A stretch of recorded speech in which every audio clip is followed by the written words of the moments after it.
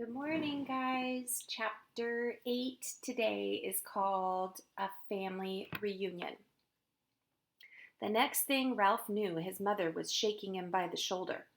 "Wake up," she said. "Ralph, wake up. Room service has brought us another meal." "Room service?" said Ralph, rubbing his eyes. He was not believing what he had heard. "Room service has brought our dinner?" "Yes, a real feast. A whole blueberry muffin and a chocolate chip cookie," said Ralph's mother. "Get up, we're having a family reunion." Oh, it all came back to Ralph now. "Oh, room service. You mean the boy, Keith." "Well, he's room service to me." Ralph's mother sounded happy and carefree. Ralph sat up. Already his aunts and his uncles and many squeaky cousins were arriving by the secret paths in the space between the walls. It was a long time since anyone had had enough food for a family reunion. And there was rejoicing in the mouse nest for everyone but Ralph. He was thinking of the motorcycle he had lost and the promise that he had broken. He had a dull, heavy feeling in the pit of his stomach, and he did not feel like celebrating. "Why, there's Ralph," squeaked his Aunt Sissy, who thought she was better than the rest of the family because she lived in the bridal suite, where she led her relatives to believe that riches of rice fell to the carpet when the bride took off her hat and the groom shook out his coat. The rest of the family knew that Aunt Sissy was not as grand as she pretended to be, because very few brides and grooms came to this hotel these days. "My, you've grown!" Ralph never knew what to say when people had told him that he had grown. "Well, well, well, if it isn't Ralph," said Uncle Lester, who had a nest inside the wall of the housekeeper's office, where the maids dropped donut crumbs every morning at 10 o'clock when they had their coffee. "What's this I hear about you riding up and down the halls on a motorcycle?" Uncle Lester had a way of saying the wrong thing at the wrong time. "My land, a motorcycle?" said Aunt Dorothy. "Isn't that dangerous?" "I wouldn't mind riding one myself if I were a few years younger," said Uncle Lester. All the little cousins came crowding around Ralph. "Show us your motorcycle," they squeaked. "We want to ride it. Come on, give us a ride on your motorcycle, Ralph. Huh, Ralph? Come on, Ralph, please." Ralph knew he was expected to be polite to all of his relatives, even the squeaky little cousins. Well, embarrassed and ashamed, he looked down at the floor. "I sort of lost the motorcycle in a pile of sheets and pillowcases." "Lost the motorcycle? Oh, Ralph!" cried his mother, genuinely alarmed. Ralph knew what she was thinking.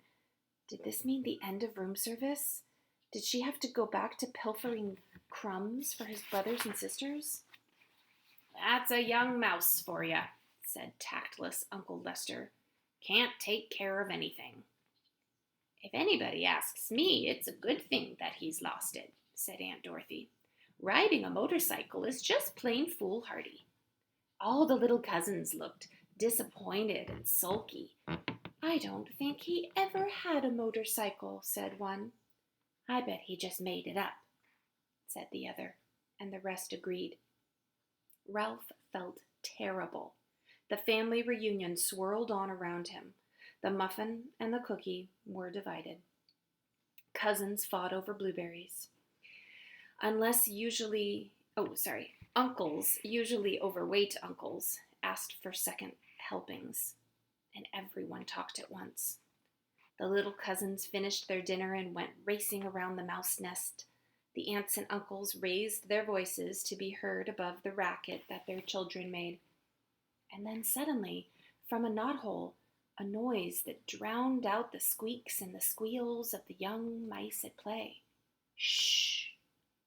Not a mouse moved.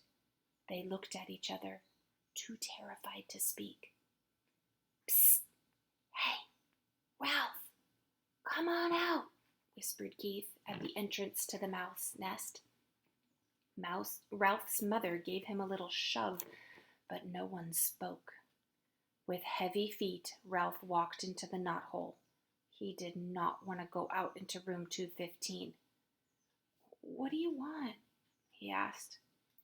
"You and your family better be quiet in there, or my mother will hear you. You know how she is about mice," Keith said.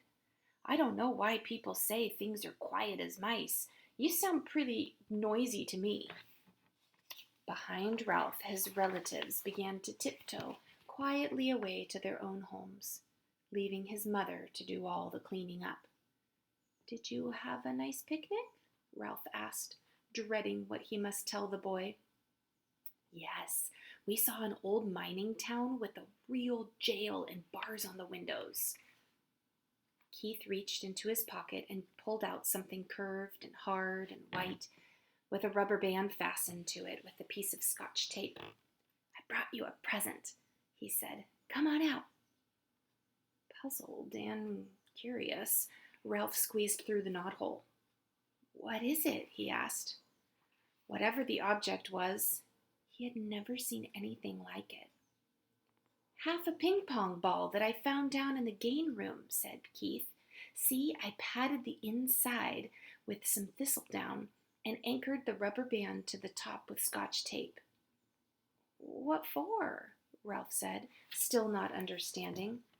"It's a crash helmet for you." Keith set the half ping-pong ball on Ralph's head and slipped the rubber band carefully around his whiskers until it rested under his chin. "There, just right. You need it big so there will be plenty of room for your ears. When you ride a motorcycle, you need a crash helmet." Ralph peered at Keith from under his new crash helmet, which rested lightly on his head. He knew that he looked every inch like a motorcycle racer, but never in his whole life did he feel so ashamed. He longed to crawl off into his hole and never face Keith again, but his conscience, which until now he did not know he had, would not let him. There was nothing to do but stand there in this fine new crash helmet and confess. "You might as well know," he told Keith. "I lost the motorcycle." "Lost the motorcycle?" Keith, who had been kneeling, sat back on his heels. "But how?" "I rode it by mistake into a pillowcase in a heap of linen on the floor, and I got dumped into the laundry hamper," confessed Ralph. "You rode it into a pillowcase?" repeated Keith. "But you weren't supposed to ride it in the daytime. You promised." "I know," agreed Ralph miserably. "I mean, I didn't exactly mean to ride it." "But you did." Keith's voice was accusatory. "Well, you see, the maid was vacuuming under the bed, and I," began Ralph, and then he stopped. "Oh, what's the use? I wrote it, I lost it, it's probably gone to the laundry by now, and I'm sorry." The boy and the mouse were silent. Both were thinking about the little motorcycle with its clean lines and pair of shining chromium exhaust pipes. "That motorcycle was my most favorite of all of my cars," said Keith. "I saved my allowance and I bought it myself." Ralph hung his head in the crash helmet. There was nothing more he could say. It was a terrible thing that he had done. "I guess I should have known that you weren't old enough to be trusted with the motorcycle," said Keith. The boy could not have said anything that would have hurt Ralph more. Chapter 9 is called Ralph Takes Command.